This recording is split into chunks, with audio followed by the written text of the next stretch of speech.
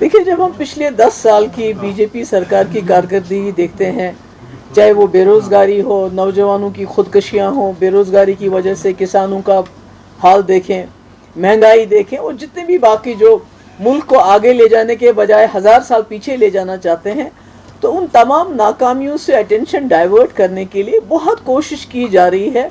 किसी तरह से हिंदू मुस्लिम फसादात हो, लोग सड़कों पे आए, उसके लिए उन्होंने मस्जिदें तोड़ना, हर मस्जिद में मूर्ति ढूंढ लेना, स्कूल मदरसे तोड़ देना, लोगों के घर तोड़ देना, जिसने उत्तराखंड में उनको बचाया भी है उसका घर भी तोड़ दिया। ऐसे इंसान का जिसको आप इनाम देते हैं फिर उसका घर तोड़ते हैं।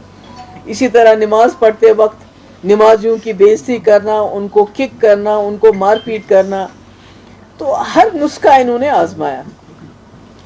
जब देखा इन्होंने कि किसी तरीके से जो हमारे जो मुसलमान भाई हैं वो सड़कों पे नहीं आ रहे हैं जिस तरह से ये चाहते थे कि वो आए और फसादात हो जाएं, तो अब इन्होंने आखिरी तीर जो इनके कमान में था उसको इन्होंने चलाया है, ये सोच के कि फिर से, जैसे आपको याद होगा शाहीन बाग में कितने पीसफुल प्रोटेस्ट हुए थे, उसके बावजूद अभी तक हमारे कई नौजवान इस वक्त जेलों में बिना जमानत के 2-2, 3-3 साल से बंद है। तो ऐसे में मुझे लगता है कि मैं तो अपील ही कर सकती हूँ तमाम जो हमारे हिंदू भाई बहन हैं और ख़ासकर जो मुसलमान हैं कि इनके इस जाल में फंसना नहीं है। हमें अभी सड़कों पे आने की ज़रूरत नहीं है।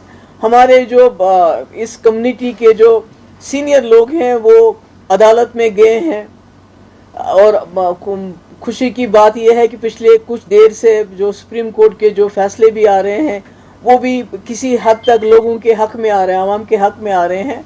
तो इस वक्त मौका है वोट से जवाब देने का। अपना वोट सही तरीके से इस्तेमाल कर लीजिए, ताकि कल को अगर आप आवाज़ भी उठाएं किसी कानून के खिलाफ तो आपको दंगे, जैसे दिल्ली में दंगे कराए गए फिर उसमें उन्हीं को जेल में डाला गया जो विक्टिम्स थे, तो कोई वोट का, मेरे ख्याल में इस मुल्क की सबसे खूबसूरत चीज़ तो जमहूरियत है जिसको ये ख़त्म कर रहे हैं। सबसे खूबसूरत चीज़ हमारा आइन है जिसको ये सबवर्ट कर रहे हैं। नहीं तो आप मज़हब के नाम पे कोई कानून नहीं बना सकते, और सीए बिल्कुल मुस्लिम्स को टारगेट करने वाला कानून है।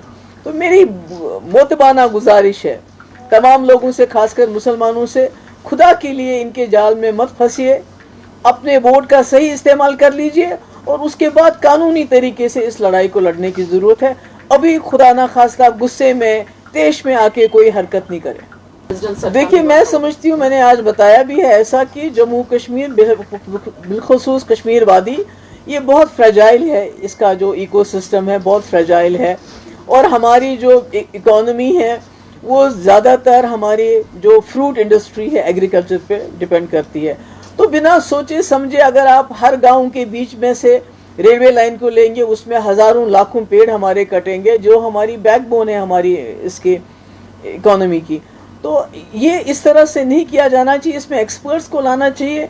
रेलवे बनाना ठीक है, मगर गांव-गांव में से उसको निकालना, फिर फ्रूट के पेड़ काट देना, नुकसान पहुंचाना, और यहाँ के एनवायरनमेंट के ऊपर इसका क्या असर होगा उसको देखने की ज़रूरत है। उसके बगैर कोई भी कदम नहीं उठाया जाना चाहिए। रामबन बानीहाल में भी बहुत सारे हाउसेज हैं, उनमें क्रैक्स पड़ गए, एक स्कूल भी इम्पैक्ट हो गया वहाँ पे। वही तो मैं कह रही हूँ कि कहीं इम्पैक्ट देखना चाहिए, वो देखना चाहिए। और खुदा ना खास्ता हमारी हालत जो उत्तराखंड और जो ऐसी जगह हैं जहाँ ये सड़कें बनाई इन्होंने, जो भी तीर्थ स्थान है वहाँ तक पूरी सड़कें बनाई और पेड़ हज़ारों की तादाद में काटे।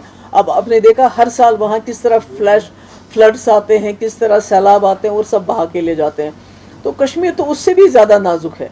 तो मैं समझती हूँ इस किस्म के रेलवे लाइन को आंख बंद करके इस तरह से नहीं एक्सटेंड करना चाहिए, उसमें पहले देखना चाहिए कि इसका एनवायरनमेंट पे क्या इम्पैक्ट होगा, और जो हमारे बागात है उसमें हमें नुकसान नहीं होना चाहिए, वो हम बर्दाश्त नहीं करेंगे। Thank you so much.